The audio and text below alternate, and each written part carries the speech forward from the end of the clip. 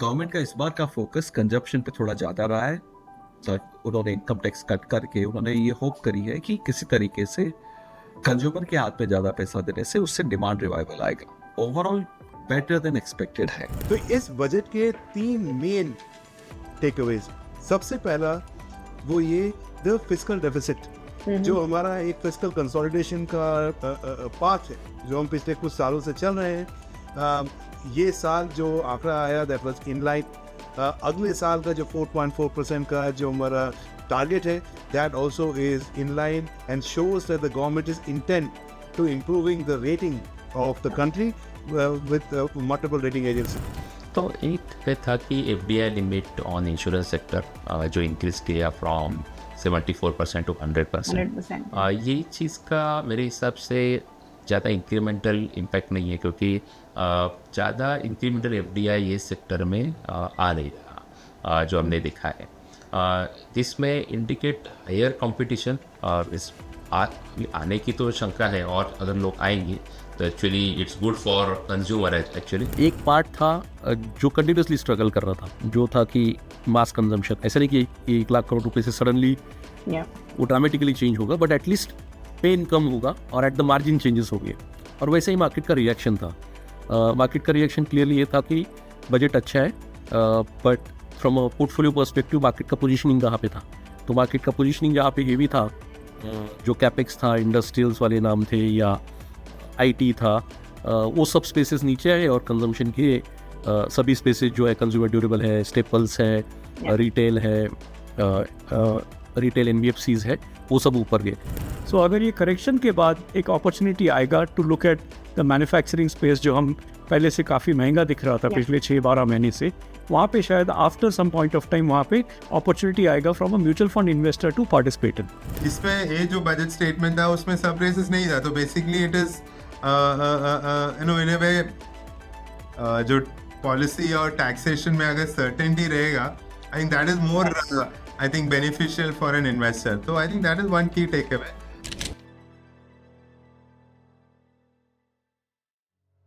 Hello everyone, मेरा नाम नम्रता अरोरा है। Welcome back to mutual funds की बात।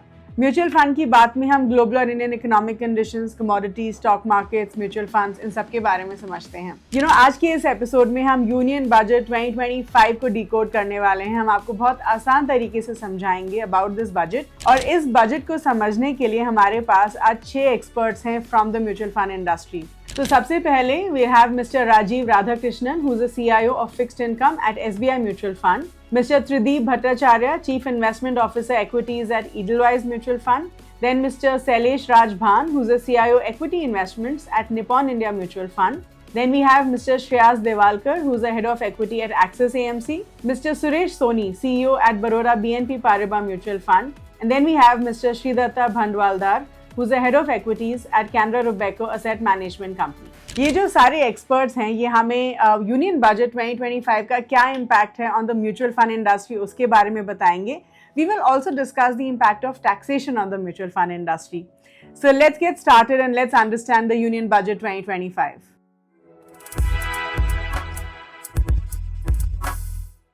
Hello everyone, welcome back to mutual fund की बात। जैसे आप सब लोग जानते हैं कि हमारा ये जो एपिसोड है ये यूनियन बजट के ऊपर डिस्कस करने वाले हैं। सो आज हमने 6 स्पीकर्स को बुलाया है। We have 6 experts from the mutual fund industry, और आज हम जो यूनियन बजट 2025 है उसको डिकोड करेंगे, उसको बहुत सिंपल तरीके से समझेंगे, और हमारे जितने भी सवाल हैं आर अराउंड द बजट। तो हमारे जो आज के पहले स्पीकर हैं, so the first speaker we have with us is Mr. Rajiv Radhakrishnan, who's a CIO for fixed income for SBI Mutual Fund. Rajiv, thank you so much for joining us today, and I truly believe कि ये budget काफ़ी impactful है। हम चाहेंगे कि सबसे पहले आप ये बताइए कि इस बजट का इंडिया की इकोनॉमिक ग्रोथ पे क्या असर पड़ने वाला है। What is your take on this budget on the India's economic growth? Thank you Namrata for inviting me on this show. जैसे आपने बात किया पहले इकोनॉमिक ग्रोथ और उसका जो रिवाइवल सस्टेन करने का मेन फोकस था बजट या बजट अनाउंसमेंट्स में। तो the way there were a few thrust areas या जिसमें reforms का focus maximize करना है, तो that government had enunciated in the statement. Say agriculture was one area, financial sector reforms के बाद बात हुई थी बजट में, टैक्सेशन में थोड़ा चेंजेस आ गया है, और रेगुलेटरी एस्पेक्ट्स में भी फोकस दिया हुआ है. तो ओवरऑल 7 कोर थ्रस्ट एरियाज था जिसमें गवर्नमेंट ने फोकस किया है बजट में. और जैसे आपने बताया, प्राइमरी फोकस था इकोनॉमिक ग्रोथ को सस्टेन करने के लिए, और उसका जो मेन जो missing ingredient so to speak was weak consumption growth, or and I think to ensure that, or to enable consumption growth to revive and sustain, government has introduced or rather provided a tax personal income tax benefit, more so for so up to 12 lakh तक जो incomes है, now that is exempt from taxes. So I think ये जो main thrust area actually वो personal income tax reforms या personal income tax का जो slab में थोड़ा tweaks किया है उसमें था. Basically the intent is to ensure that consumption revives. और दूसरे साइड में अभी तक तो एक्चुअली गवर्नमेंट का फोकस previous budgets में it was mostly on the capex side, or capex to GDP was more than 3%, but incrementally there is clearly a requirement that consumption revival happens या private sector investments आगे आए. तो वो सब चीज में consumption revival का बात हमने अभी किया, जो जिसमें से टैक्सेशन चेंजेस लागू किया है अगले फिस्कल ईयर से. तो इससे they will be an impact on consumption. और कैपेक्स का जो इंटरेस्ट फ्री लोन स्टेट्स को सेंट्रल गवर्नमेंट दे रहा था, उसका amount they have kept it same, 1.5 lakh has been budgeted for this fiscal year as well. तो ओवरऑल दोनों चीज में I think they have kept their focus. One is capex to GDP sustained रहे, but incrementally जितना step up market या general expectation था शायद उसमें हुआ नहीं है, but I think it is sustained in the sense. What I'm trying to say is there's no deceleration in the overall capital expenditure thrust. At the same time, consumption revival में भी focus किया है given this tax changes. और तीसरा जो angle है जो broadly bond markets में relevant है, and eventually for economic growth, वो fiscal consolidation जो trajectory है उसका तो government has maintained that इस साल का number आएगा 4.8 and FY26 is budgeted at 440, which is in line with broad market expectation. और slightly longer term जो fiscal का trajectory है, government has continued on that to reduce debt to GDP और public debt to GDP जो numbers है, इनका target है कि 2031 तक central government debt to GDP अभी जो 65 या 66% है, उसको 50-51% रेंज पे लेके आना है. तो that is a medium term trajectory government ने एक्चुअली बजट का जो एक एनेक्स्ट्रा डॉक्यूमेंट आता है फिस्कल रिस्पॉन्सिबिलिटी स्टेटमेंट, उसमें 51% बाय 2031 का नंबर दिया हुआ है. बट आगे जाके विच इफेक्टिवली मीन्स हर साल में गवर्नमेंट का ये फोकस रहेगा कि जो public debt to GDP ratio है उसको इंक्रीमेंटली कम करते रहेंगे to reach a target of 50. तो that is the overall thrust of the budget. Okay, so just a very simple question. एक इन्वेस्टर के लिए, मान लीजिए मैं एक म्यूचुअल फंड इन्वेस्टर हूँ, मेरे लिए सबसे बड़ा टेक अवे इस बजट से क्या होगा, right? And one more thing, I think her budget से पहले बहुत ज्यादा एंटिसिपेशन होता है कि बजट में क्या आने वाला है, and markets are always reacting on it, right? So tell me from your perspective Rajeev, ऐसे कोई सरप्राइज अनाउंसमेंट हुआ है जो बिल्कुल भी एंटिसिपेट नहीं किया गया था? And from an investor point of view, की टेकअवेज मेरे लिए, एक या दो की टेकअवेज क्या होने चाहिए? मेरे हिसाब से जो सरप्राइज एलिमेंट है कि सरप्राइजेस नहीं था. मतलब last year actually fixed income में एक्चुअली वो जो ग्रैंडफादरिंग वो सब था वो हटा दिया था. तो बेसिकली अभी इंक्रीमेंटली कुछ सरप्राइजेस नहीं है in terms of mutual fund investors या टैक्सेशन में. बेसिकली जो इनकम टैक्स का जो what we were discussing before, which was mostly in the price, मतलब anticipation था मार्केट में कि income tax, personal income tax segment में कुछ तो लीवे आएगा जिससे कंजम्पशन का इम्प्रूवमेंट हो ब्रॉडली हो जाए. बट इसमें ये जो बजट स्टेटमेंट था उसमें सरप्राइजेस नहीं था. तो basically it is in a way जो पॉलिसी और टैक्सेशन में अगर सर्टेनिटी रहेगा, I think that is more I think beneficial for an investor. तो I think that is one key take away. दूसरा जो है क्लियरली जो इकोनॉमिक ग्रोथ और ग्रोथ में जो फोकस दिया हुआ है, basically consumption is a big missing piece of the India growth story so far. तो if that were to sustain, और अगले साल एक्चुअली पे कमीशन का भी अनाउंसमेंट हुआ है, तो उसमें से भी there will be some consumption stimulus. So for an investor in the capital market, I think the single biggest takeaway is that there are some steps which have been taken to revive consumption, to ensure that economic growth sustains. CapEx anyway we have mentioned it is there. I think incrementally private sector को CapEx डालना पड़ेगा, in the sense that growth का जो next stage जो है, it will not come only from government CapEx. It has to come from private sector CapEx, and that उसका visibility जब आएगा, जब कंजम्पशन ग्रोथ रिवाइव हो या spending in the system increases, then corporate का जो capex plans will get fast track, या that's a virtuous cycle. I think eventually I think investor segment या जब ब्रॉडली जो इन्वेस्टर्स है कैपिटल मार्केट में, इनका I think the key take away is that one has to be confident that economic growth in India is on a self-sustaining higher trajectory. And I think that is where eventually you get benefits, because as I said, taxation में अभी certainty है, shocks नहीं है. Now what the missing piece is that you need to see private sector investment. You need to be confident that economic growth in India is going to sustain at, say, whatever, 7% plus for the next 10-15 years. So I think that is the takeaway, that hopefully those ingredients are there. Okay. Sure. Wonderful. Thank you so much, Rajiv. I think these were the questions we had for you, and thank you so much for the wonderful answers, and take care. Thank you. Thank you. Bye-bye. तो अब जो हमारे दूसरे speaker हैं, we have with us Mr. Tridip Bhattacharya, who is the Chief Investment Officer for Equities at Edelweiss Mutual Fund. Hi Tridip, and welcome back, and thank you so much for joining us today. And The pleasure is mine. so जैसे आपको पता है कि आज हम budget के बारे में डिस्कस करने वाले हैं, तो मेरा आपका ये जो सवाल है बहुत ही जेनेरिक क्वेश्चन है कि from an investor point of view आप हमें ये बताइए त्रिदीप कि इस बजट में हमारे लिए क्या इंपॉर्टेंट टेकअवेज हैं, या फिर just from a mutual fund industry perspective कोई स्पेशल टेकअवेज हैं जो मुझे एज एन इन्वेस्टर इम्पैक्ट करेंगे. जी, सो मेरे ख्याल में एक ओवरऑल व्यू बजट का जानना जरूरी है before we deep dive into individual components. तो इस बजट के 3 मेन टेकअवेज हैं. सबसे पहला वो ये द फिस्कल डेफिसिट, जो हमारा एक फिस्कल कंसोलिडेशन का पाथ है जो हम पिछले कुछ सालों से चल रहे हैं. ये साल जो आंकड़ा आया दैट वाज इन लाइन.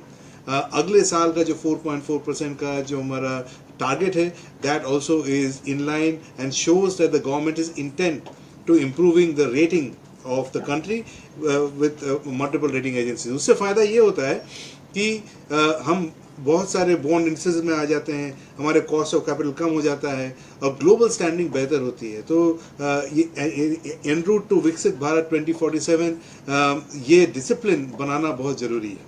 अब ये बनाने के लिए 2 कंपोनेंट, एक इन्वेस्टमेंट्स, एक कंजम्पशन. इन्वेस्टमेंट्स जो उन्होंने इस बार ही दिखाया हमें कि उनका जो budget allocation 11.2 that's up about 10% versus previous year versus the previous year spend, उन्हें FY25 spend. What that means is अगर आप सालाना तौर पे देखें तो ये साल भी करीबन उतना ही ग्रोथ, अगले साल करीबन उतना ही ग्रोथ की बात कर रहे हैं. सो ये एक कंटिन्यूटी बताता है कि जो मैन्युफैक्चरिंग लेड ग्रोथ पिछले सालों से एक नैरेटिव बनता चला आया है वो आया है. कहीं कुछ हद तक कुछ ऑब्जर्वर्स के लिए ये शायद थोड़ा डिसअपॉइंटमेंट हो कि ये शायद उतना तेज नहीं हुआ जितना वो सोच रहे थे, बट कंटिन्यूटी तौर पे अगर आप देखा जाए तो 10% growth is I think par for the course. दूसरी तरफ जो इस बार खासा ध्यान रखा गया है that is for consumption. I think courtesy some of the tax benefits that have come through that will boost the consumption, and as part of consumption is savings, and via savings comes the investment in mutual funds. So मेरे ख्याल में जो as a savings tool particularly after COVID एक चीज़ देखने को मिली है कि people have taken fancy to financially liquid areas of investments like mutual funds. So मेरे ख्याल में as a sub part of consumption and the positivity around it, mutual funds and investments in mutual funds would actually stand to benefit overall. Okay. So can we say कि इस budget में हमने ऐसा कुछ बहुत ज़्यादा एक्सट्रीम नहीं देखा है? Of course we'll talk about the taxation part, but मतलब what we anticipated is what we got. As an investor ऐसा कोई बहुत बड़ा surprise नहीं था हमारे लिए. Can we say that? Yes, actually I would go a step further and say कि consumption के लिए एक positive surprise था actually, Yeah, if you ask yeah, me. yeah. हमने और मैंने स्पेसिफिकली इतना कंजम्पशन का जो उन्होंने नया टैक्स स्लैब इंट्रोड्यूस किया, जो उन्होंने रेट वो 12 लाख का जो उन्होंने बेस बनाया, ये एक वाइडर बेस में शायद एंटिसिपेशन नहीं थी. सो कंपेयर टू दैट एक कंजम्पशन की तरफ जो रुझान है, उसकी तरफ जो पॉजिटिविटी था, that I thought would be the positive surprise of the budget. बाकी सब चीजें इन लाइन थी, कैपेक्स और fiscal deficit. Okay. So since we're talking about the taxation, I think ये सबसे बड़ा जो boost हमने देखा है इस particular budget में कि up to 12 lakhs as per the new income tax regime, you don't have to pay any tax. And I think ये जो है काफी बेहतरीन चीज हुई है जो at least middle class investors के लिए हुई है, middle class लोगों के लिए हुई है. So tell us your take on this and थोड़ा और elaborate करके बताइए. Of course इसकी वजह से consumption पे boost होगा and you said कि शायद investment भी और बढ़ेगा. But help us understand little more about this. देखिए, इसका जो मेरे ख्याल से बीज है वो 400 से 240 कहीं हद तक है. जो इस बार पिछले Modi 1.0, Modi 2.0, it was all about capex and capex. I think एक चीज तो इस इलेक्शन में क्लियर थी कि केवल कैपेक्स के बलबूते पे पूरा इकोनॉमी चलाना थोड़ा सा अभी डिफिकल्ट नहीं है. It is the way to go about it. लेकिन सबका साथ सबका विकास शायद तब होगा जब कंजम्पशन को भी साथ में लेके चले. और ये एक डेल्टा मोदी 3.0 में एक अच्छा देखने को मिला कि उन्होंने कंजम्पशन को इग्नोर नहीं किया. और कंजम्पशन, देखिए, लग्जरी एंड पे कंजम्पशन तो पहले भी चल रहा था. अगर आप लग्जरी एंड में रियल एस्टेट देखें या फिर लग्जरी होटल्स देखें, उनमें जो ग्रोथ है वो तो काफ़ी स्ट्रांग थी, अभी भी है और आगे भी रहेगी.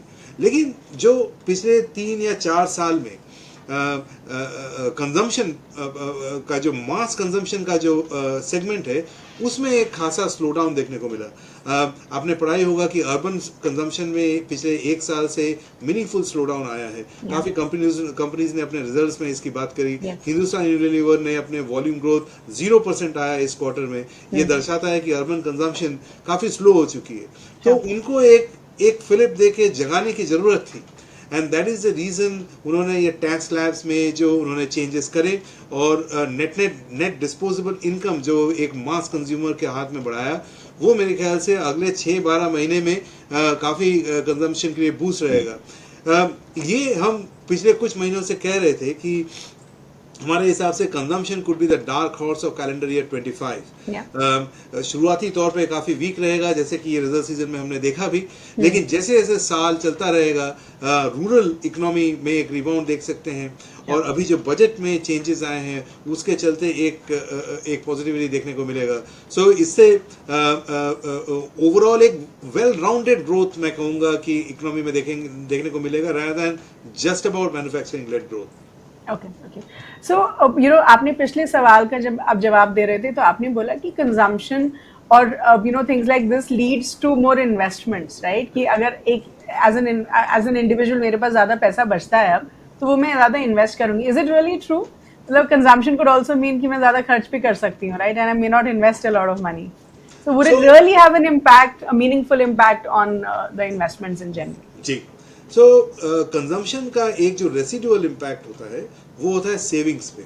जब भी आपको अगर मतलब 100 रुपये एक्स्ट्रा दिए जाएं तो शायद आप 50 स्पेंड करें, 50 आप सेव करेंगे. ये जो सेविंग्स का कंपोनेंट है ये इन्वेस्टमेंट्स में जाता है. ये अल्टीमेटली आप सेव कीजिएगा इन द फॉर्म ऑफ इधर म्यूचुअल फंड इन्वेस्टमेंट्स और बैंक एफडीज और any other areas. This money is further allocated to kind of capex creation, wealth creation from that standpoint. और उसकी एक मल्टीप्लायर होती है. जो सेविंग्स की मल्टीप्लायर होती है वो 8 to 10 times हो जाती है अगले 7 से 8 साल में. सो कंजम्पशन को बूस्ट करना एक तो मेरे ख्याल में सबसे बड़ा ये है कि मतलब ये जो के शेप रिकवरी थी काफ़ी पिछले 4-5 साल से हर जगह आपने भी जिक्र सुना होगा, किया होगा कि काफी अनइवन से रिकवरी है ना। लग्जरी एंड पे काफी अच्छी है लेकिन बॉटम एंड में काफी वीक है। तो ये के शेप रिकवरी को एक ब्रॉड बेस्ड रिकवरी बनाने में ये जो मेजर्स हैं ये काफी सहायक होंगे, और इनके जो सेविंग्स वाला कंपोनेंट है वो इन्वेस्टमेंट भी बूस्ट करेगा। सो कुल मिला के मेरे ख्याल में दोनों सेगमेंट का बेनिफिट है। Okay. Sure, wonderful, Trideep. I think that was wonderful. I think I loved your answers, and I'm sure my viewers को समझ में आ गया होगा कि कैसे consumption की वजह से boost in consumption would really help our economy. All thanks to the budget. So, thank you so much, Trideep. Thank you for your time. You're welcome, Namrata. Thanks for inviting me to your show. Okay, so हमारे जो next speaker हैं वो है Mr. Shailesh राज भान, who is the CIO for Equity Investments at Nippon India Mutual Fund. Shailesh ji, thank you so much for joining us for this particular special episode that we have, क्योंकि आज हम budget के ऊपर discuss करने वाले हैं and हम जो भी सवाल पूछ रहे हैं they are around how is a budget impacting the investors, right? तो मेरा जो आपके लिए सवाल है that is around large cap, mid cap and the small cap space. आपको क्या लगता है कि इस बजट की वजह से क्या लार्ज कैप, मिड कैप या स्मॉल कैप फंड्स में कुछ इम्पैक्ट होगा? Considering हमने पिछले we've seen a recent fall in the mid cap and the small cap space, right? तो आप हमें ये बताइए कि इस बजट की वजह से क्या इस सेगमेंट को बूस्ट मिलेगा? Will we see some form of growth happening here? Thank you for the question. Amrita, इसमें आप देखेंगे large cap valuation wise, because आप देखेंगे लार्ज कैप का करेक्शन सब में ज़्यादा हुआ था प्री बजट, फिर पिछले 15 दिन में मिड एंड स्मॉल कैप का करेक्शन हुआ था। सो वैल्यूएशंस अगर लार्ज कैप के आप देखेंगे तो they are long term averages से अभी नीचे आ चुके हैं and they are sensibly priced उस हिसाब से। सो अपॉर्चुनिटी लार्ज कैप में बहुत सिग्निफिकेंट है बिकॉज वहाँ पे वैल्यूएशन करेक्शन काफ़ी सिग्निफिकेंट हो चुका है। आप जानते हैं कि FIs ने 15-20 बिलियन डॉलर बेचा है, जिसके कारण भी लार्ज कैप स्पेस में काफ़ी प्रेशर आया था एंड वहाँ पे करेक्शन हुआ है, तो वहाँ के वैल्यूएशन सेंसिबल है।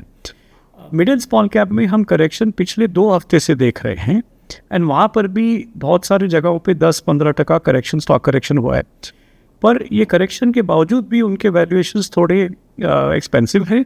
तो उसमें द अप्रोच हमारा ऐसा रहेगा कि वो आप मीडियम टर्म के लिए डालिए, 3 ईयर प्लस पैसा इन्वेस्ट कीजिए मिड स्मॉल कैप कैटेगरी में, और उसको सिस्टमैटिकली STP या SIP अप्रोच से कीजिए।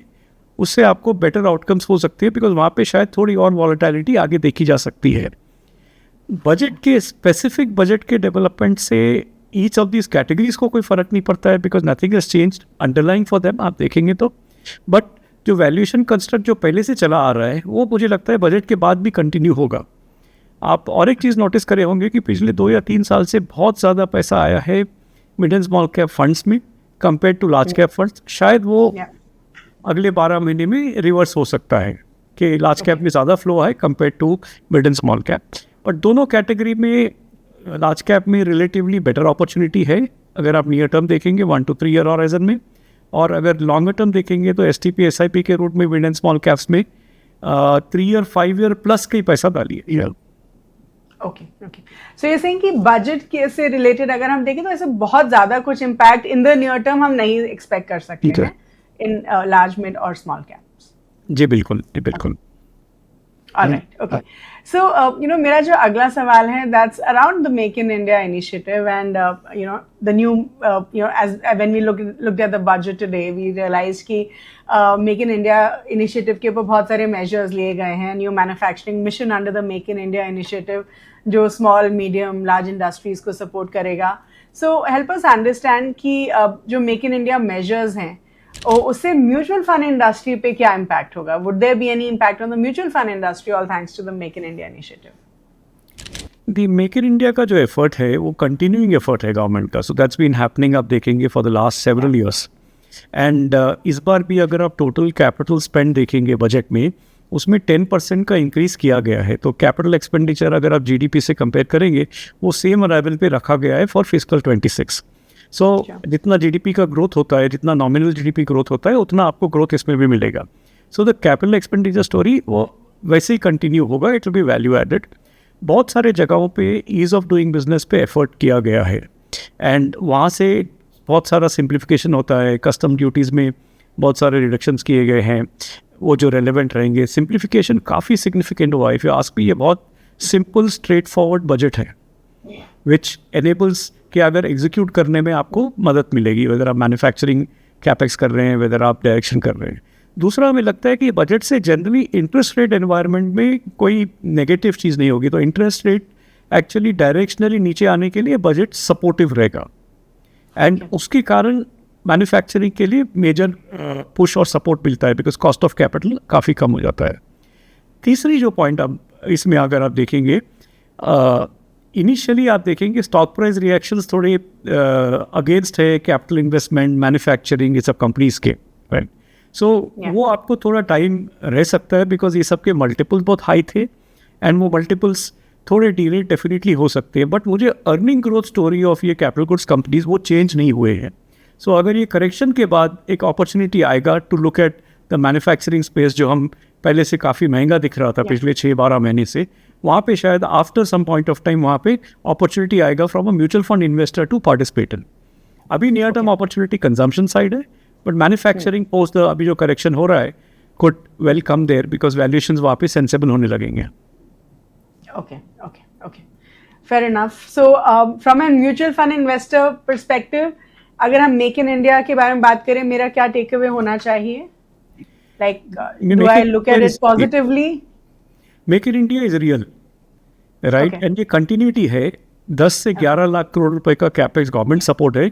हमें लगता है प्राइवेट सेक्टर कैपेक्स सपोर्ट यहाँ से एक्सेलरेट होगा जो अभी लो है। सो अगर आप दोनों कंबाइन करके देखेंगे, रेलेवेंस है, साइज है, स्केल है, and without manufacturing longer term में इंडिया का होलिस्टिक ग्रोथ होने का बहुत डिफिकल्ट है। सो इफ़ एट ऑल अगर मैन्युफैक्चरिंग का ग्रोथ इंडिया में होगा वो अभी होगा, अगर अभी नहीं होगा तो शायद कभी नहीं होगा, because that is the current construct of it. But it takes time, it's a slow journey because आपको लार्जर कंपनीज और दूसरे ग्लोबल कंपनीज के सप्लाई चेन में आना पड़ता है, आपका कॉस्ट ऑफ कैपिटल लो होना पड़ता है।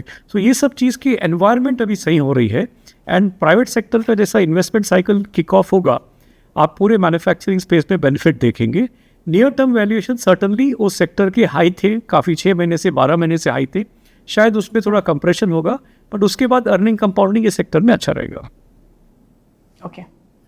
All right, sure. Thank you so much, Shailesh ji. I think it was wonderful, and we got to learn at least this particular aspect about the budget from you. So thank you so much, and we hope to get you again on this show. Thank you. Thank you so much, Anpada. Thank you. तो हमारे जो अगले speaker हैं वो पहले भी हमारे साथ बहुत सारे पॉडकास्ट कर चुके हैं। We have with us mister Shreyas Devalkar, who is the head of equity at Axis AMC. Shreyas, welcome back to mutual fund की बात। एंड जैसे आपको पता है कि ये एपिसोड हमने पूरा बजट के ऊपर क्रिएट किया है and we have 6 expert speakers. तो आपके लिए जो मेरा सवाल है Shreyas, that is around the taxation, and I think हम सबको पता है कि that is a big change जो हमने देखा इस बजट में, जो काफ़ी जो मिडिल क्लास लोगों के लिए बहुत इम्पैक्टफुल है, which is around the taxation, जहाँ as per the new tax regime अगर 12 लाख तक की आपकी इनकम है then you don't have to pay any tax. तो एक तो आप हमें उसके बारे में थोड़ा बताइए श्रेयस कि उससे क्या इम्पैक्ट होगा from an investments point of view and in general एक इंडिविजुअल को इस टैक्स इस टैक्स चेंज से क्या बेनिफिट होगा। And also we also saw कि ईज ऑफ टैक्सेशन भी हुआ है जहाँ पे TCS में भी थोड़े चेंजेस हुए हैं। तो अब इन सब एस्पेक्ट्स के बारे में जो भी टैक्स से रिलेटेड बजट में डिस्कशन हो तो उसके बारे में आप हमें बताइए Shreyas. Sure, thanks. So tax के रिलेटेड 2-3 चीज़ें थी। पहली बात जो आपने बताई कि 12 lakh and 10 lakh changes for that, the net outcome of that as per various analysis what you have done so far is a saving of somewhere around 70,000 to 1 lakh odd based on the bracket what you can assume. अब वो 70,000 to 1 lakh का जो saving है, then as far as the investment is concerned, obviously that उसका फ़ायदा consumer discretionary industry को भी हो सकता है, because that amount one can use for consumer discretionary. It can be two-wheeler or anything, jewelry or any of for that matter. या फिर वो ऐसे जो सेविंग्स है वो म्यूचुअल फंड हो, इंश्योरेंस हो, इस रूट के थ्रू सेविंग्स पे भी आ सकते हैं। So it is positive both for consumption discretionary and saving. That's where this is very important aspect of it, and specially ये जो we can call it as the middle class where in that particular bracket there वो bracket में ये बहुत important development है. इतना बड़ा saving बहुत टाइम के बाद आपने देखा होगा मिला है. Okay okay. And how about the ease of taxation? उसके बारे में भी निर्मला मैम ने बात करा था. So can you tell us about that? उसमें जस्ट मैं एक दो चीज़ें हाईलाइट करना चाहूँगा. जैसे एक चीज़ थी जिस TDS जो होता है, तो फॉर सीनियर सिटीज़न के लिए उन्होंने वो स्लैब बढ़ा दिया कि सीनियर सिटीज़न के लिए TDS एक स्लैब के ऊपर अगर इनकम है तो ही कट होगा. दूसरा एक था it was in ease of doing business और in that context you can hold two properties जो उसमें एक डीम्ड इनकम का भी डीम्ड रेंटल इनकम का भी पहले क्लॉज रखा था. तो they are trying to revise on that. तो ये चीज़ें if you look at from the individual point of view और even small businessman point of view, these are actually इसमें आपका टैक्स में बहुत ज़्यादा इंट्रिकसीज बढ़ जाती है. वेबसाइट पे जाके आप फाइल करें, फिर वो उसके वापस फॉर्म 16 भी लेके you give it to the person who is receiving the money. So it adds to your complications. तो ये सब रूल्स अगर वो if they are moving in this direction, that is a clear cut direction for ease of doing business and tax simplification. Okay. Yeah, so I mean I do think कि काफ़ी simplified हो गया है, काफ़ी simple from an investor's point of view, जो I think बहुत ज़रूरी होता है. Complicated structures are never easy for us to understand. So I think that was definitely something जो एक अच्छा move है, at least in the direction of improving the consumption in general. So मेरा जो दूसरा सवाल है that's around the insurance sector, and हमने देखा कि जो FDI limit है वो बढ़ा दी गई है from 75 to 100% in the insurance sector. So what do you think, Shreyas, कि जब हम इंश्योरेंस सेक्टर में ऐसा कुछ बूस्ट देखते हैं तो क्या उसका बेनिफिट म्यूचुअल फंड इंडस्ट्री को भी मिलेगा, या फिर help us understand in general कि इंश्योरेंस के रिलेटेड, इंश्योरेंस सेक्टर के रिलेटेड आपने क्या क्या बजट में देखा है? तो एक पे था कि FDI limit on insurance sector जो इंक्रीज किया फ्रॉम 74% to 100%. ये चीज़ का मेरे हिसाब से ज़्यादा इंक्रीमेंटल इम्पैक्ट नहीं है, क्योंकि ज़्यादा इंक्रीमेंटल FDI ये सेक्टर में आ नहीं रहा जो हमने देखा है. जिसमें इंडिकेट हायर कंपटीशन आने की तो शंका है, और अगर लोग आएंगे तो actually it's good for consumer actually, because लोग ज़्यादा आएंगे उतना कंपटीशन भी बढ़ता है, फिर आपके रेट्स भी कंट्रोल में रहते हैं. And in that context it is good, but as of now अगर थोड़ा टाइम के लिए देखिए तो barring one company there are not many companies जहाँ पे FDI जाता है. दूसरा ये change in structure of new tax regime, ये भी एक है. इसके बारे में भी लोगों को हमेशा लगता है कि change in structure of new tax regime, उसमें इंश्योरेंस इन्वेस्टमेंट्स को बेनिफिट कैसे हो सकता है, right? New regime versus old regime of tax. So इसमें ATC बेनिफिट्स है under the old regime. They played a big role in driving demand, जिसकी वजह से सेविंग प्रोडक्ट लाइक अपने life insurance product, PPF product, small savings product, right, इनमें बहुत ज़्यादा demand वो ATC के थी तहत आ रही है. बट द लिमिट जो ATC का है, जो 1,50,000 का ब्रॉडली है, ये बहुत टाइम से रिवाइज नहीं किया, वो 2014 से, राइट? तो इसके लिए after inflation etcetera, so compulsory investment like provident fund, उसी चीज़ों से आपका वो 1,50,000 का लिमिट ऐसे भी पहले से ही बढ़ रहा है for most of the investors. And almost 50 to 100% of this ATC limit is getting exhausted by your investment. आप जो प्रोविडेंट फंड में करते हो उससे ही नॉर्मली एग्जॉस्ट हो जाता है. इसीलिए इसका टेक्निकली इंक्रीमेंटल इम्पैक्ट अगर आप देखा जाए तो इतना ज़्यादा लगता है from the insurance sector point of view, क्योंकि इंश्योरेंस में लोग इन्वेस्ट टैक्स सेविंग से ज़्यादा for the real benefits of insurance as well as overall savings and discipline savings, उसके लिए ही करेंगे. ओके, सो यू थिंक कि ऐसा बहुत ज़्यादा इम्पैक्ट नहीं होगा, एंड वी मे नॉट, मतलब जैसा चल रहा है वैसा ही चलता रहेगा. It won't have a big impact on the insurance sector in general. Okay. All right, thank you so much, Shiz, for your time, and that was the question that we had for you. So we hope to get you back again, but thank you so much for today. Thank you. Okay, guys.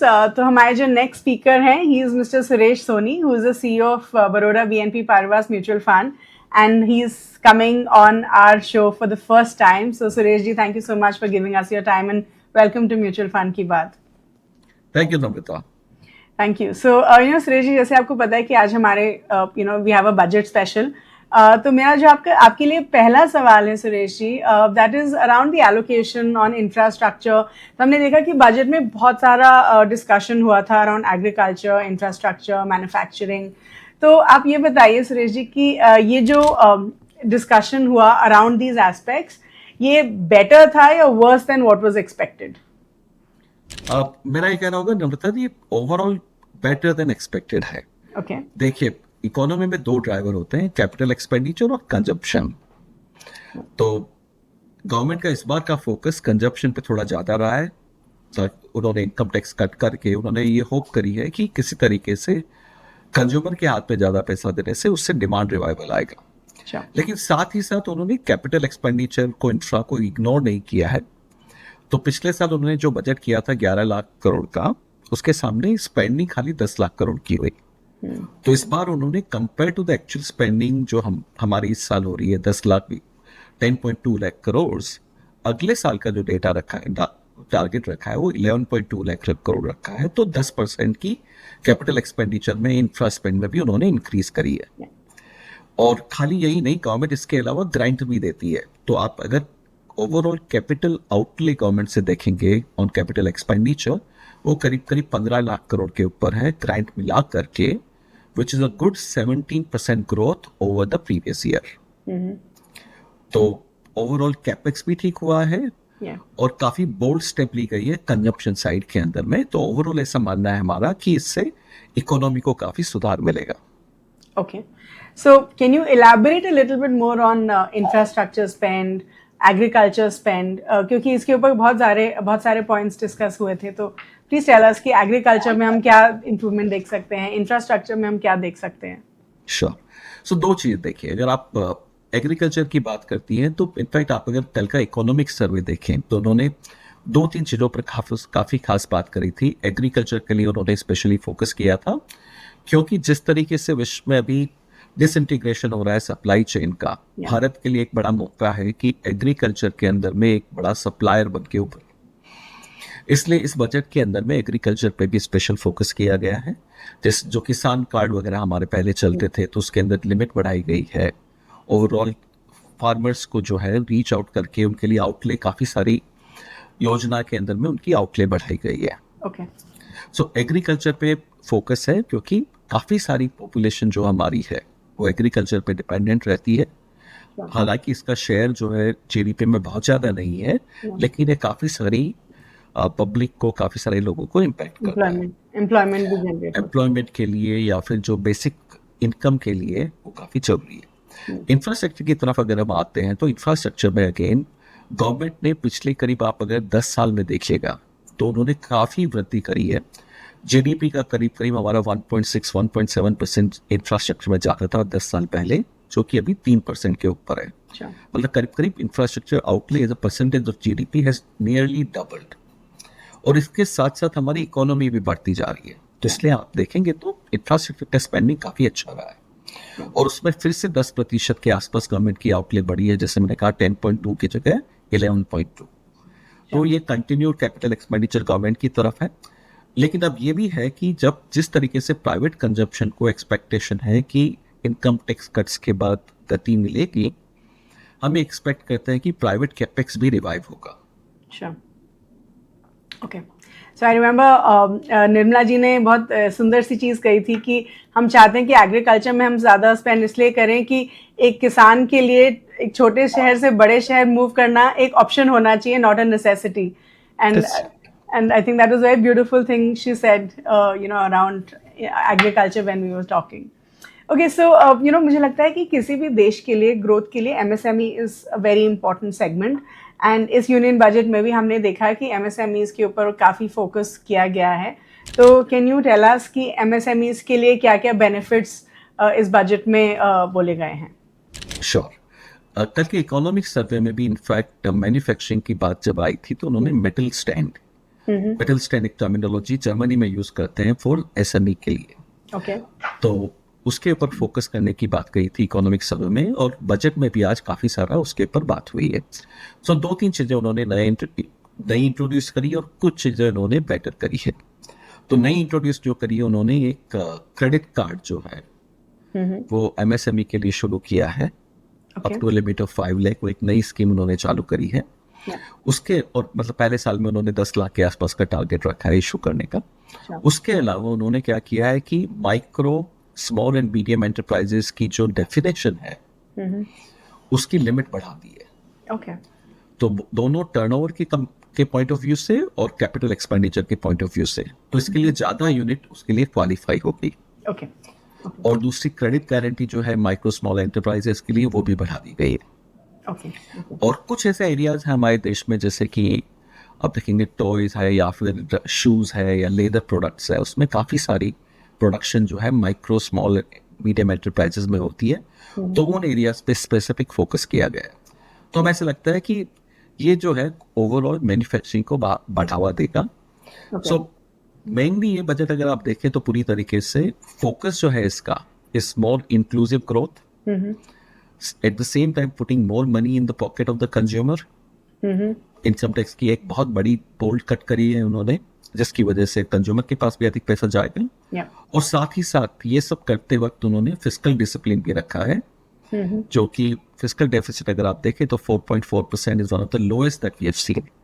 So overall एक बड़ा संतुलित budget है जिसमें हर segment पे ध्यान दिया गया है, पर साथ में यह भी ध्यान रखा है कि you are not spending beyond your means.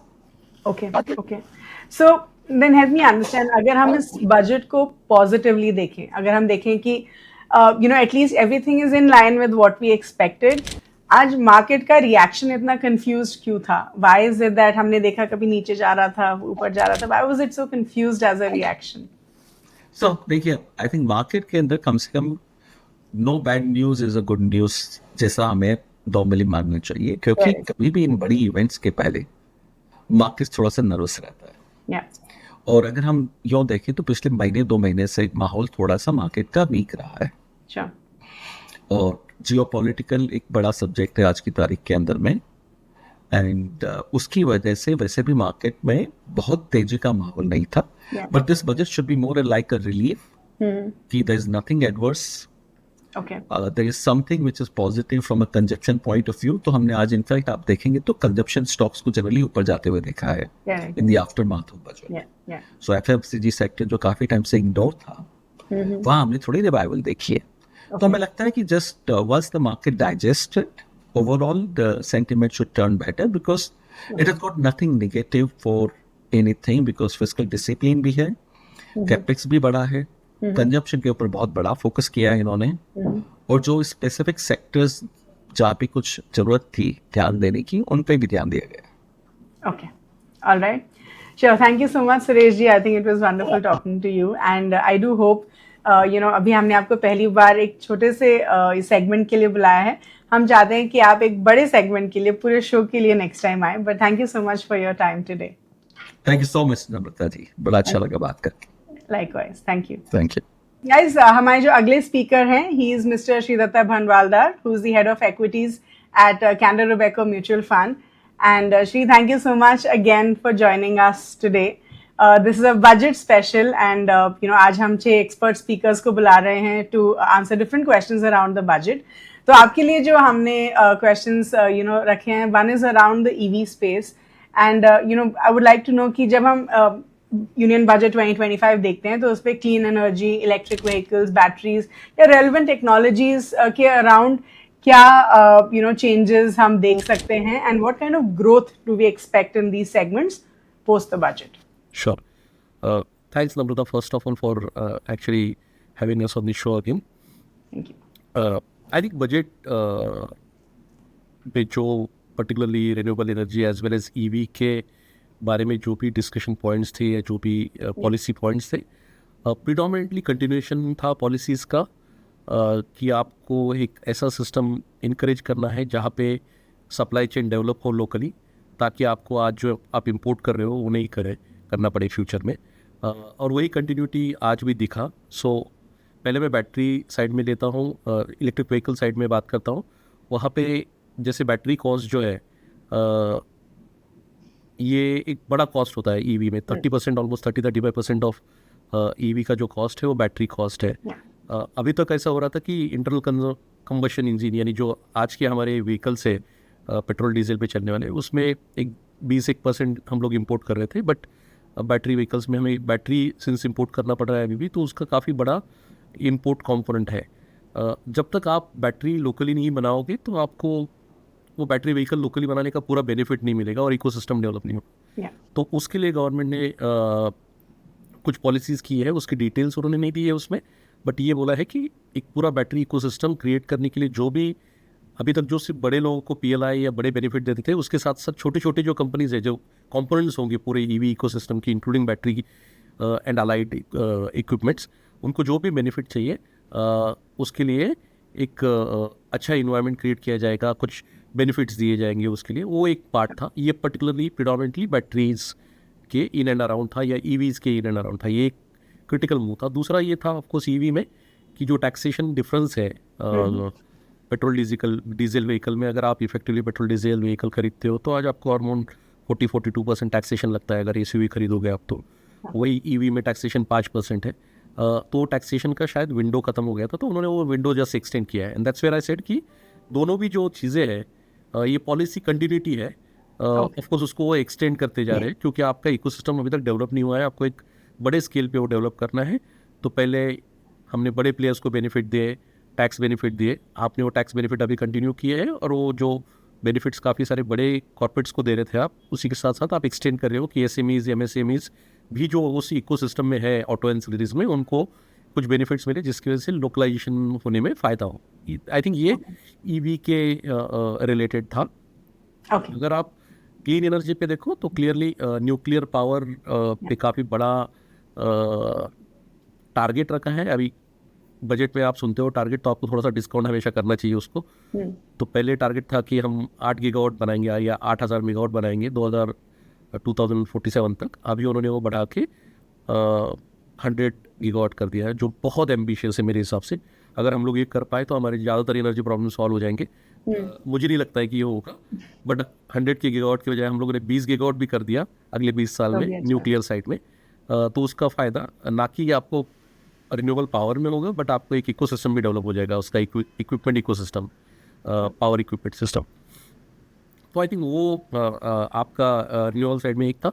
बाकी सोलार साइड में अगेन कंटिन्यूटी था पॉलिसी का, रिन्यूएबल में सोलार और विंड साइड में, पर्टिकुलरली सोलार साइड में, कि आप जो इक्विपमेंट आज इंपोर्ट करते हो उसमें क्रिटिकल इक्विपमेंट होता है सोलर मॉड्यूल, और उसका पार्ट होता है सेल। सो सेल और मॉड्यूल जो है जो ईजी टर्म में अगर आप सोलर पैनल देखोगे तो वो जो दिखता है उसको मॉड्यूल बोलते हैं ऊपर से कांच जैसा, और उसके अंदर जो होता है उसको सेल बोलते हैं, छोटे छोटे। तो ये दोनों भी मॉड्यूल तो यहाँ पे बना रहती है, यानी असेंबली तो यहाँ पे कर रहे थे, बट सेल ज़्यादातर इंपोर्ट होता है चाइना से और बाकी कुछ कंट्रीज से।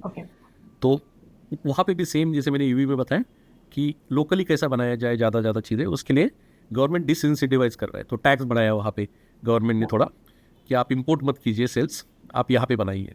तो आपको इंपोर्ट टैरिफ लगेगा अगर आप इंपोर्ट कर रहे हो तो सेल्स, उसके बजाय आप इफेक्टिवली आपको बनाने के लिए बोला गया है, और ये बनाने के लिए आपको इंसेंटिव दिए जा रहे हैं। सो आई थिंक ये कुछ चीज़ें हुई है रिन्यूएबल साइड में, बट ज़्यादातर चीज़ें पॉलिसी या टॉप डाउन आप देखो तो कंटिन्यूटी है पॉलिसीज़ का। Understood. Okay. So, at least जो overall feeling है around the budget is कि जो भी expect किया गया था उसी के हिसाब से budget हुआ है, right? And it is in line with what we thought कि होगा. Of course, हमने taxation पे काफ़ी अच्छा change देखा है. But tell me one thing कि फिर भी हम market का reaction जो देख रहे हैं, do you think वो positive है, negative है या neutral है? क्योंकि काफ़ी उतार चढ़ाव हमने थोड़ा बहुत ऊपर नीचे देखा आज। तो टेल अस कि ऐसे कौन से एस्पेक्ट्स हैं जिसकी वजह से आज हमने ये देखा कि markets were a little confused. So tell us about that. So I think जैसे आपने बोला नम्रता कि काफ़ी सारी चीज़ें अलोंग द एक्सपेक्टेड लाइन थी। एक चीज़ क्लियरली एक्सपेक्टेड लाइन पे नहीं था, जो कि ऑलमोस्ट 1.25 लाख करोड़ रुपए का एडिशनल कंजम्पशन बूस्ट दिया गया by increasing the tax slabs, limits of tax slab. तो ये क्लियरली इस स्केल पे एक्सपेक्टेड नहीं था। ऐसा लगा था कि एक लोएस्ट स्लैब पे होगा और उसके ऊपर नहीं होगा। वो जब उन्होंने किया है तो दो चॉइसेस थे गवर्नमेंट के पास। ये गवर्नमेंट टैक्सेस बढ़ाता रिच, प्रॉब्ली अर्बन रिच या मास एफ्लुएंट्स पे या एक्चुअल रिच लोगों पे, या फिर कॉर्पोरेट्स पे टैक्स बढ़ाता और फिर बेनिफिट देता। उसकी बजाय गवर्नमेंट ने वो भी नहीं किया और बेनिफिट भी दिया दूसरे साइड में। तो ये थोड़ा बैलेंसिंग अच्छा किया है, ऐसा लग रहा है। तो from that perspective I don't think budget was negative. I think in the circumstances या जो सर्कमस्टेंसेस थे उसमें उन्होंने बहुत अच्छा काम किया है, क्योंकि एक पार्ट था जो कंटिन्यूसली स्ट्रगल कर रहा था, जो था कि मास कंजम्पशन। ऐसा नहीं कि 1 लाख करोड़ रुपए से सडनली वो ड्रामेटिकली चेंज होगा, बट एटलीस्ट पेन कम होगा और एट द मार्जिन चेंजेस हो गए। और वैसे ही मार्केट का रिएक्शन था। मार्केट का रिएक्शन क्लियरली ये था कि बजट अच्छा है, but from a portfolio perspective market का पोजीशनिंग कहाँ पे था। तो मार्केट का पोजीशनिंग जहाँ पे हेवी था, जो कैपेक्स था, इंडस्ट्रियल्स वाले नाम थे या आईटी था, वो सब स्पेसेस नीचे आए और कंजम्पशन के सभी स्पेसेस जो है, कंज्यूमर ड्यूरेबल है, स्टेपल्स है, रिटेल है, रिटेल एनबीएफसीज है, वो सब ऊपर गए। तो मार्केट का ऑफकोर्स निगेटिव या मिक्स रिएक्शन इसलिए था क्योंकि मार्केट तो कॉम्पोजिशन ऑफ सब चीज़ें है, तो लोगों ने एक पार्ट बेचा थोड़ा और दूसरा पार्ट खरीदा इसमें। बट ये हमेशा याद रखना चाहिए कि इट्स टू अर्ली टू जज द आउटकम्स, क्योंकि 1 लाख से कंजम्पशन चेंज नहीं होता है, और just because capex 10% he grow कर रहा है इसकी वजह से कैपेक्स स्टोरी खत्म नहीं होता है। ओके, तो हमारा ये बेसिकली व्यू है इस पर कि आज का मार्केट देख के व्यू बनाने की ज़रूरत नहीं है। यू नीड टू सी कि आज जो कंजम्पशन को थोड़ा लेग अप मिला है वो कंटिन्यू और कुछ चीज़ों की वजह से होता है कि नहीं। और दूसरी तरफ ये भी नहीं भूलना चाहिए कि कैपेक्स लास्ट ईयर थोड़ा सा कम था जितना गवर्नमेंट ने बजट किया था। जैसे गवर्नमेंट ने बजट किया था 11 लाख करेंगे, 11.2 lakh crore rupees, revise budgeted है 10.2, यानी 1 लाख करोड़ इफेक्टिवली कम बोल रहे हैं वो। और उस पर 10-11% का ग्रोथ वापस से फाइनेंशियल ईयर 26 में बोल रहे हैं। सो मुझे नहीं लगता कि 10-11% का ग्रोथ कोई ख़राब है। जो मार्केट ने परस्यू किया आज की कैपेक्स के लिए कुछ नहीं हुआ है, ऐसा भी नहीं है कैपेक्स के लिए नहीं कुछ हुआ है। तो हमें लगता है कि ये अच्छा बैलेंसिंग एक्ट था, जहाँ पे आपने किसी का टैक्सेशन ज़्यादा बढ़ाया नहीं, कैपेक्स भी 10% ग्रोथ मेंटेन किया, तो वहाँ का टेम्पो जो है वो कंटिन्यू होगा। पर्टिकुलरली डिफेंस में स्पेंडिंग ठीक था, कुछ रूरल स्पेंडिंग ठीक था, general revenue expenditure 7-8% was a good number. और एट द सेम टाइम आपने कंजम्पशन साइड को भी बूस्ट देने का ट्राई किया जो स्ट्रगल कर रहा था, by actually increasing the tax slab. So given the circumstances, at least सब चीज़ें देखने के बाद मुझे ऐसा लगता है कि किसी के साथ भी खराब नहीं हुआ है, और एटलीस्ट जो आदमी स्ट्रगल कर रहा था या जो सेगमेंट स्ट्रगल कर रहा था मार्केट का, उसके साथ उसको थोड़ा बेनिफिट देने का ट्राई हुआ है, which is a healthy thing from market perspective. Okay, so just one quick thing, and I think because we're going to be ending the show with this, help us understand कि अगर आपको एक या 2 points में पूरे budget को summarise करना पड़े हमारे लिए, what would you tell us? नहीं, आई थिंक काफ़ी प्रैग्मेटिक बजट था। गवर्नमेंट ने बैलेंसिंग एक्ट अच्छी तरीके से किया है, फिस्कल भी नहीं छोड़ा, मिडिल क्लास को भी कुछ दिया, और कैपेक्स भी नहीं छोड़ा। सो आई थिंक ये 3 लाइन में समराइज हो जाएगा कि इससे ज़्यादा अच्छा बैलेंसिंग नहीं कर सकते थे जितना रिसोर्सेज है गवर्नमेंट के पास। सिर्फ एक ही चीज़ पे थोड़ा मुझे लगा कि ज़्यादा ऑप्टिमिस्टिक है। 10.5-11% टैक्स रेवेन्यू ग्रोथ गवर्नमेंट ने अज्यूम किया है। आई डाउट कि उतना नंबर आ सकता है, तो कहीं तो थोड़ा सा एक्चुअली इवेंचुअली कट होगा spending. Sure. Okay. Cool. Thank you so much, Sri. It was wonderful having you again on the show. Thank you so much for your time, and I think the answers were brilliant. Thank you. Thank you so much. Take care. Thank you. Wow, that was such a wonderful conversation with all the 6 speakers. I'm sure आप सबको budget के बारे में बहुत कुछ समझने के लिए मिला होगा। तो जल्दी से जो भी हमने हाइलाइट्स डिस्कस की वो मैं आपके लिए समराइज कर देती हूँ। सो द यूनियन बजट 2025 में हमने देखा कि कंजम्पशन के ऊपर काफ़ी फोकस है, which came as a positive surprise. लेकिन ये शायद कैपिटल एक्सपेंडिचर की तरफ से थोड़ा फोकस कम करता है, which is also vital for the growth of any economy. फिर हमने टैक्सेशन में भी काफ़ी चेंजेस देखे, जहाँ अगर आपकी इनकम 12 लाख से कम है तो आपको कोई टैक्स देने की ज़रूरत नहीं है। And this is an important change, क्योंकि ये एक इंडियन मिडिल क्लास के हाथ में और ज़्यादा पैसा देता है, and this will boost consumption in a big way. And come to look at it, अगर आपके पास और ज़्यादा डिस्पोजेबल इनकम है तो आप और पैसा इन्वेस्ट भी करेंगे, तो वी कैन से कि म्यूचुअल फंड्स में भी और ज़्यादा पैसा आएगा because of this particular move. Mutual fund investors जो हैं in the near term consumption space से बेनिफिट करेंगे and in times to come manufacturing space से बेनिफिट करेंगे, और इंडिया की ग्रोथ स्टोरी के लिए manufacturing is a very vital sector. फिर अगर हम लार्ज कैप, मिड कैप या स्मॉल कैप फंड्स की बात करें तो वी कैन से कि अभी लार्ज कैप्स जो है काफ़ी सेंसिबली प्राइस्ड हैं और इसमें बहुत सारी अपॉर्चुनिटीज़ हैं जहाँ पे आप इन्वेस्ट कर सकते हैं। अगर हम मिड कैप्स या स्मॉल कैप्स की बात करें तो वो अभी भी वैल्यूएशंस में थोड़ा ज़्यादा हैं even after the recent correction. तो अगर आपको मिड कैप्स या स्मॉल कैप्स में मीडियम टर्म या लॉन्ग टर्म के लिए डालना है then it's a good option. फिर हमने ये भी देखा कि इंश्योरेंस स्पेस में FDI बढ़ा दिया गया है फ्रॉम 74 to 100%, लेकिन इसका हम बहुत ज़्यादा इम्पैक्ट इंश्योरेंस सेक्टर में एंटिसिपेट नहीं कर रहे हैं। ऑफ कोर्स कंपटीशन बढ़ सकता है जिसकी वजह से शायद कस्टमर को बेनिफिट मिले विद लोअर प्रीमियम्स। फिर हमने ये भी देखा कि यूनियन बजट 2025 का काफ़ी फोकस EV स्पेस में भी रहा है एंड बैटरी टेक्नोलॉजी पे भी काफ़ी फोकस है। Battery technology is very important for the EV space and continued tax benefits in the EV space. So that was about it in this particular episode. I do hope all of you had a wonderful learning experience. I hope आप सबको budget काफ़ी अच्छे से समझ में आ गया हो. Thank you so much for watching this video. Please do like this video, share it with everyone, and please do subscribe to the Grow Mutual Fund channel, which is called Mutual Funds at Grow. Thank you so much.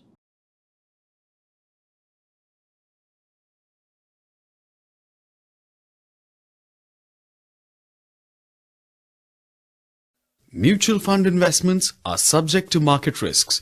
Read all scheme-related documents carefully.